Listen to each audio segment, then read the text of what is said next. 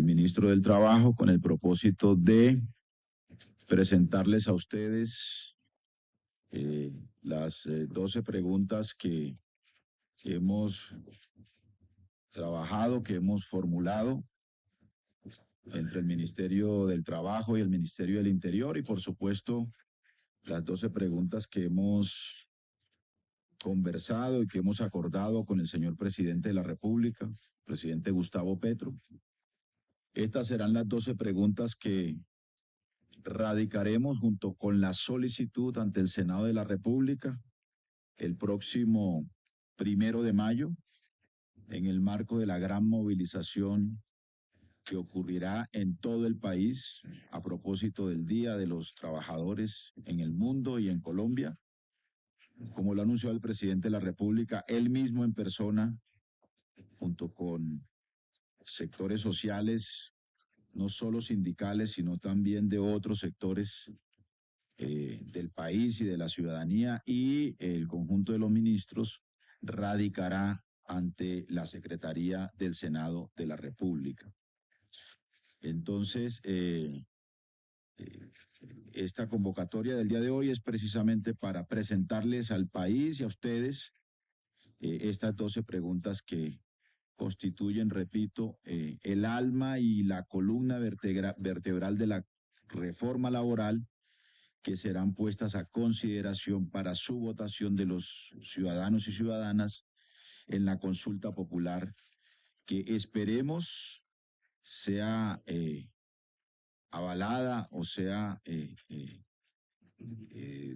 facilitada con el visto bueno del Senado de la República en su plenaria, y que se realizará en la fecha en que el presidente de la República así lo determine, en los 3 meses siguientes a la aprobación de la solicitud de consulta en la plenaria del Senado de la República. Oye, yo siempre te espero. Es que tengo debate de control político y me están esperando. Ya te esperan también. Bueno, como lo dijo el señor presidente, en el día de ayer, hoy se van a presentar ante la opinión pública cuáles son las 12 preguntas que hay para... ¿Qué? No, disculpen. Como lo dijo el señor presidente de la República, hoy se están presentando las 12 preguntas que se van a radicar el 1 de mayo en el Día del Trabajador en el Senado de la República. ¿Cómo empezó todo este proceso? Porque no hay que olvidar. Como nunca antes en la historia del Congreso de la República, unas personas que no tenían que firmar la ponencia, la firmaron e hicieron mayoría para que no hubiera debate en la Comisión Séptima del Senado. Con la misma presidenta que ahorita está torpedeando la salud, pero ahorita voy para allá. Entonces, todo empieza porque unas personas que no tenían que firmar la ponencia la firman, negando el debate como nunca antes se había visto en el Congreso de la República. Ese día el presidente de la República decide irnos al pueblo a hacer una consulta sobre el tema de la reforma laboral. Hay una sentencia, la 180 del 94, que dice que cuando hay un conflicto entre el legislativo y el ejecutivo, dirige una consulta. Entonces, ojo con esto, porque hay mucha gente que dice que es ilegal, e infantilmente he escuchado a algunas personas que dicen que ha habido presiones por parte del gobierno al Senado de la República. No ha habido ninguna presión. Se está ejerciendo lo que es el mecanismo de participación ciudadana, que es lo que realmente ama la democracia. Las marchas, los votos, los pedimentos del pueblo para participar, las urnas, las pancartas, eso es lo que ama realmente la democracia. Y con eso es lo que estamos haciendo nosotros, haciendo la consulta. No es ninguna presión para absolutamente nada, sino es para también diferenciar quiénes están con la clase dirigente y quiénes están con la clase obrera. Es así de sencillo ese punto. Yo no sé si tengan algunas preguntas para que se las hagan al doctor Sanguino. Ministro, el presidente dice en su cuenta de X Sí. que si no va a pasar, no se aprueba en el Congreso, estas preguntas se podría facultarse al presidente de expedir por decreto. No, él dice, porque creo que la FM dice que no son vinculantes y son vinculantes. ¿Cuál es el proceso? El proceso es que el presidente y su ministro firman la solicitud de la consulta al Senado de la República. Tienen 30 días el Senado para pronunciarse sobre qué pasa con la consulta, si sí o si no. Ya el presidente del Senado, actualmente Efraín Cepeda, sabe del tema, porque la consulta popular de Claudia López se tramitó siendo el presidente del Senado de la República. Por lo tanto, él sabe cómo se tramita y se tramita como una proposición, sí o no, de acuerdo a lo que se dé para eso. No hay que hacer comisiones, ni ponentes, ni nada de eso. Entonces, una vez que pasa, si es que pasa, o si no se pronuncia el Senado, el presidente de la República tiene los siguientes 3 meses para convocar a elecciones. ¿Qué pasa si se gana la consulta? Si se gana la consulta, el Congreso tiene 2 periodos para entonces sacar la ley con base en lo que se aprobó la consulta, o si no, el presidente de la República lo puede sacar por decreto. O sea que sí es vinculante con base en los requisitos y los procesos que les estoy diciendo. No, y además para ser más precisos, el resultado de la consulta, si es afirmativo, es de obligatorio cumplimiento para el Congreso de la República de Colombia en el periodo inmediatamente siguiente. Si el Congreso no lo hace, el presidente queda automática y constitucionalmente facultado para expedir por decreto, por un decreto ley o por decretos, el contenido votado afirmativamente por los ciudadanos en la consulta popular. Así que aquí no hay tutía ni hay esguince. Es absolutamente claro que la consulta como mandato popular y como expresión de la soberanía popular es de obligatorio cumplimiento, primero para el Congreso y luego para el presidente de la República. Ministro, ¿está de acuerdo con promover la estabilidad laboral mediante contratos a término indefinido como regla general? Esto automáticamente, o la intención del gobierno es acabar contratos de prestación de servicios, contratos a término fijo. Si esta pregunta pasa, ¿eso se acabaría en Colombia? ¿Esa es la intención del gobierno? No, fíjate que la reforma laboral no dice eso. Dice como regla general el contrato a término indefinido. Y si es como regla general, quiere decir que hay circunstancias en las cuales opera el contrato a término fijo y el contrato por prestación de servicios o el contrato a labor. Y eso, por supuesto, tendrá que definirse. Está definido en el proyecto de reforma laboral las circunstancias en las que eso ocurre. Yo te pongo un ejemplo. Tus colegas periodistas que trabajan en el Congreso de la República trabajan en una función misional, porque no hay cosa más misional en el Congreso de la República que la comunicación de lo que ocurre en el Congreso de la República. Y todos sabemos, quienes somos congresistas, el drama que viven los periodistas que laboran en el Congreso de la República por prestación de servicios. Cada 3 meses tienen que estar detrás de que les renueven el contrato a voluntad del presidente de la corporación respectiva, de la Cámara o del Senado. Trabajan 8, 9 meses al año, duran 3 o 4 meses cesantes a lo largo del año y viven en una situación de inestabilidad laboral. Esa inestabilidad, además, ya ha sido denunciado, ha sido fuentes de abusos de todo tipo, de congresistas o de miembros de las juntas directivas del Congreso, de las mesas directivas o de congresistas sobre colegas de ustedes que laboran, ustedes lo saben muy bien en las circunstancias que lo hacen en el Congreso.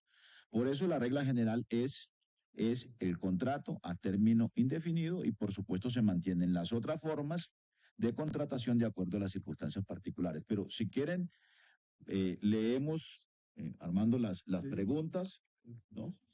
Sí. Hola, El ministro de Trabajo que trabaje. Bueno, entonces vamos con la primera pregunta. Dice, ¿está de acuerdo con que el trabajo de día dure máximo 8 horas y sea entre las 6 a.m. y las 6 p.m.? Pues sí, está bien. ¿Sí o no? Segundo, ¿está de acuerdo con que se pague con un recargo del 100% el trabajo en día descanso dominical o festivo? ¿Sí o no? Tercero, ¿está de acuerdo con que las micro, pequeñas y medianas empresas productivas, preferentemente asociativas, reciban tasas preferenciales e incentivos para sus proyectos productivos? ¿Sí o no? Cuarto, ¿está de acuerdo con que las personas puedan tener los permisos necesarios para atender tratamientos médicos y licencias por periodos menstruales incapacitantes? ¿Sí o no? Quinto, ¿está de acuerdo en que las empresas deban contratar al menos 2 personas con discapacidad por cada 100 trabajadores? ¿Sí o no? Sexto, ¿está de acuerdo con que los jóvenes aprendices del SENA y de instituciones similares tengan un contrato laboral? ¿Sí o no? Séptimo, ¿está de acuerdo que las personas trabajadoras en plataformas de reparto acuerden su tipo de contrato y se les garantice el pago de seguridad social? ¿Sí o no? No, sí, sí, sí. Octavo, ¿está de acuerdo con establecer un régimen laboral especial para que los empresarios del campo garanticen los derechos laborales y el salario justo a los trabajadores agrarios? ¿Sí o no? ¿Está de acuerdo, noveno, está de acuerdo en eliminar la tercerización e intermediación laboral mediante contratos sindicales que violan los derechos laborales? ¿Sí o no? 10. ¿Está de acuerdo que las trabajadoras domésticas, madres comunitarias, periodistas, deportistas, artistas, conductores, entre otros trabajadores informales, sean formalizados o tengan acceso a la seguridad social? ¿Sí o no? 11. ¿Está de acuerdo en promover la estabilidad laboral mediante contratos a término indefinido como regla general? ¿Sí o no? Y 12, ¿está de acuerdo con constituir un fondo especial destinado al reconocimiento de un bono pensional para los campesinos y campesinas? ¿Sí o no? Esas son las 12 preguntas que radicaremos junto con la solicitud ante el Senado de la República o que radicará el presidente de la República el próximo 1 de mayo y que serán puestas a consideración para su votación por parte de los ciudadanos en la consulta popular.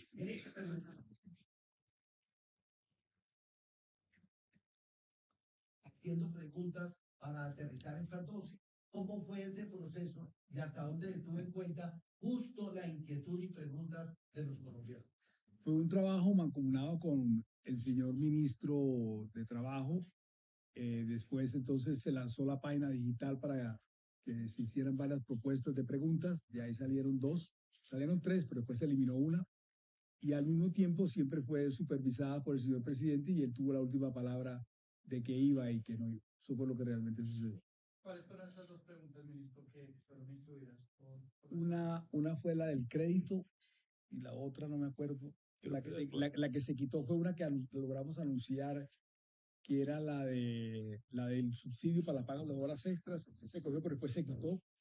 Y la del crédito preferencial creo que se cogió de las consultas que estaban ahí también. Ministro, todos están de acuerdo. Yo creo que todo el mundo está de acuerdo con la pregunta. O sea, todo mejora. Menos el Congreso. Menos el Congreso. Pinto y su combo. Igualar el hecho del poder, del querer y del poder. Porque finalmente el 90% de las empresas en Colombia son microempresas y esos son costos laborales que sí van a ir a multinacionales también, pero también van a las pequeñas empresas. Entonces, y en el caso de que no se apruebe... Pero no entiendo la pregunta. ¿Cuál es la pregunta?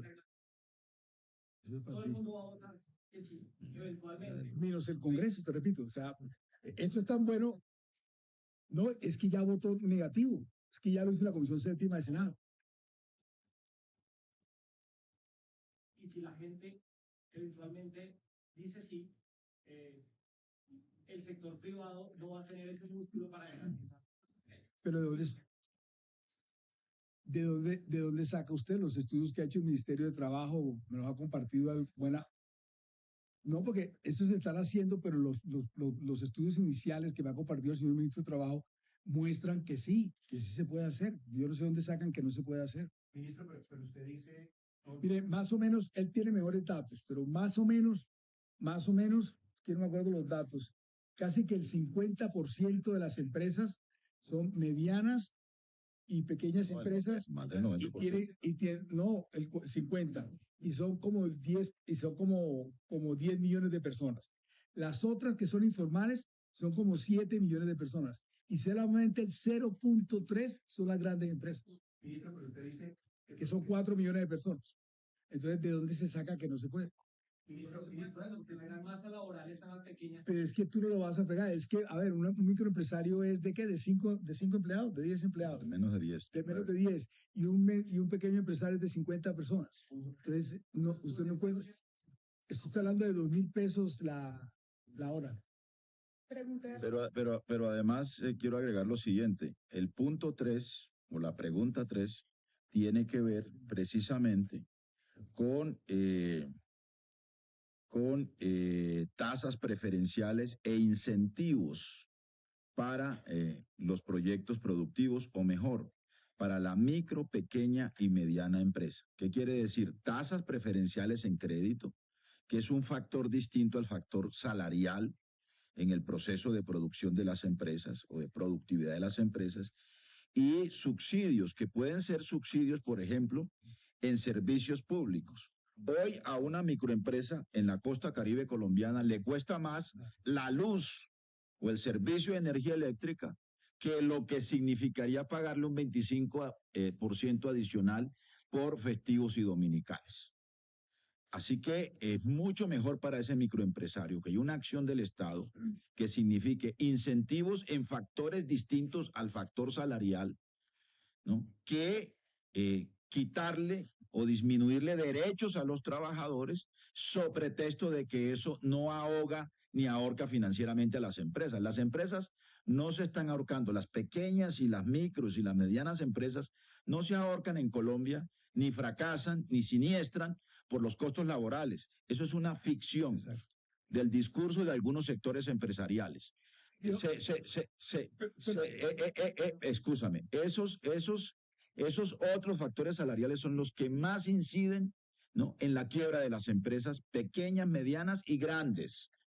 Así que aquí lo que estamos proponiendo o lo que le estamos preguntando a los colombianos es si están de acuerdo con tasas preferenciales en materia de crédito y con subsidios o estímulos o incentivos de otro tipo distinto al factor salarial. Porque aquí, digamos, la gracia de esta apuesta de reforma progresista del gobierno y el sentido es garantizar trabajo digno y decente y al mismo tiempo proteger el empresariado, los empleos y la productividad.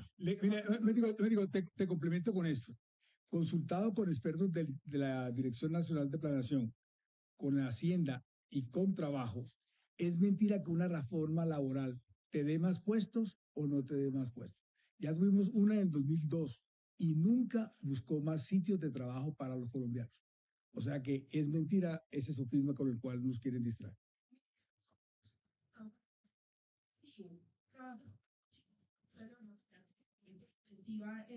Sí, le vamos a pedir el favor que trabaje ese día. Pero además el 20 de julio también es festivo y es el día en el que se están a las sesiones del Congreso. O sea que el señor secretario Diego González seguramente nos va a recibir ese día radicando la solicitud con el cuestionario.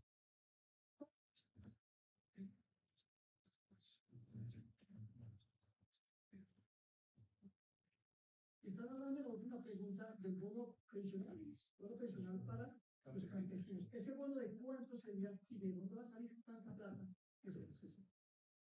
Bueno, nosotros tenemos un sistema pensional que arranca el 1 de julio.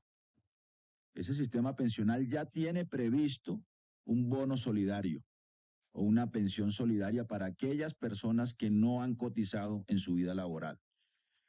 Hoy hay un programa que se llama Colombia Mayor, que entrega a 1.700.000 adultos mayores un bono bastante precario, para decirlo menos, de 80.000 pesos mensuales. Nosotros vamos a entregar a partir del 1 de julio, y eso está además cuantificado en el sistema general de pensiones que operará a partir del 1 de julio, un bono pensional de hasta 225.000 pesos a 13 millones aproximadamente de adultos mayores. Hoy, a propósito de la conmoción interior en el Catatumbo, por instrucción del presidente de la República, estamos entregando ese bono pensional al 100% de los adultos mayores de las zonas rurales y de los cascos urbanos de la región del Catatumbo. Luego exclusivo para los campesinos. Eso es No,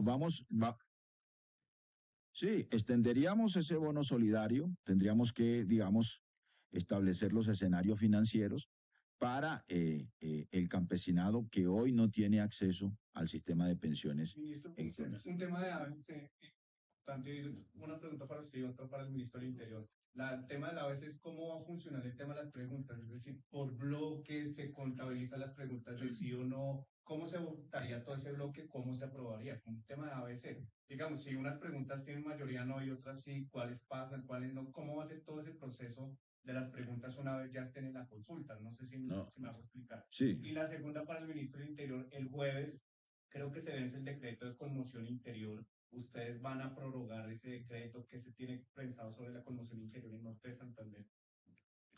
A ver, sobre la primera pregunta. Tiene que pasar el umbral cada pregunta. Cada pregunta tiene el umbral. Claro. Y segundo, lo del decreto de comisión interior se está estudiando, pero si se prorroga o no. Usted sabe que esta vez es por parte del presidente. Entonces se está estudiando. Ministro Benedetti, usted ahorita hablaba, al responder la otra pregunta, de que la gente o la ciudadanía va a votar que sí todas las preguntas. No, yo no dije eso. Bueno, pero Lo dijo fue tu compañero. Lo hicieron acá y dijo que la ciudadanía sí, pero que el Congreso no. La pregunta es... No, yo dije que el Congreso no la había votado. ¿Cree usted, como ministro de la Política, que tiene el gobierno las mayorías en la plenaria del Senado para que la consulta pase? No las tenemos, pero soy optimista en que sí. O sea, si ustedes están conscientes, porque lo han expresado aquí, de que esas preguntas son loables y deberían pasar y son necesarias, porque son con base en convenios internacionales y con fallos de la Corte Constitucional, ¿por qué el Congreso diría que no? Ahora, segundo, porque unas personas que han sido elegidas popularmente, ¿por qué le van a negar al pueblo que puedan votar?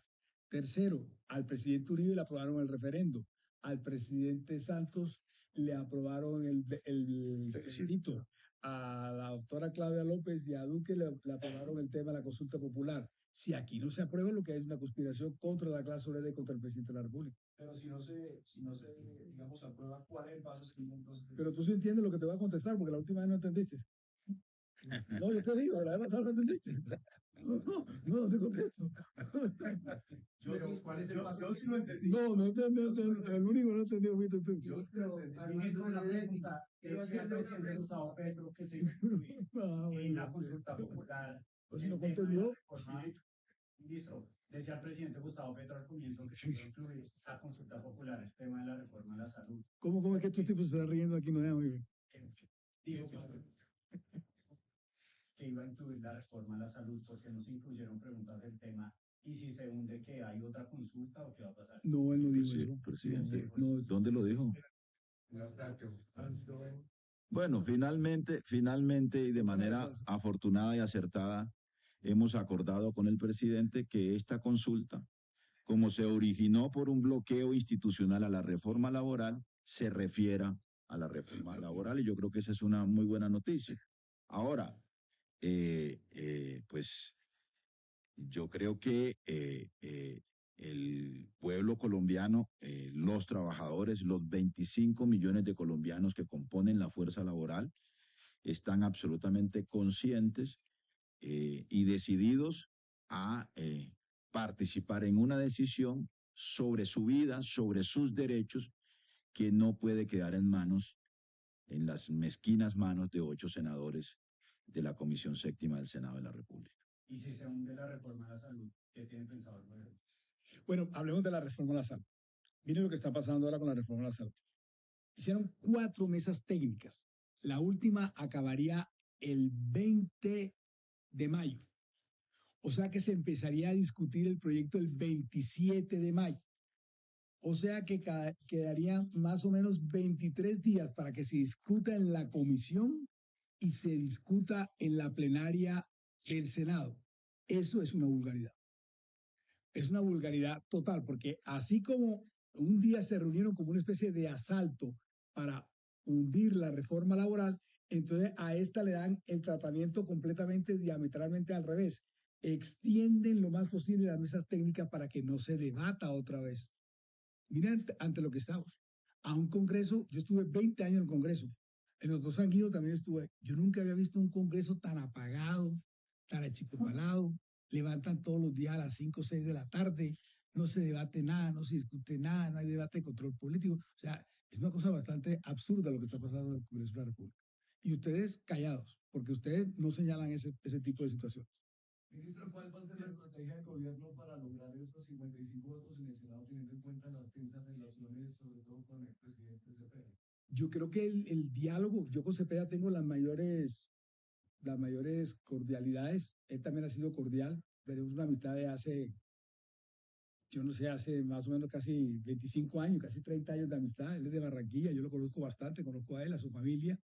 Entonces yo creería que, espero que la política no termine afectando ese tipo de relaciones y que sean cordiales también desde el punto de vista institucional. Entonces yo tengo confianza en Cepeda y en el buen manejo que le vaya a dar a las sesiones. ¿Y con las demás bancadas, cuándo cree esa estrategia?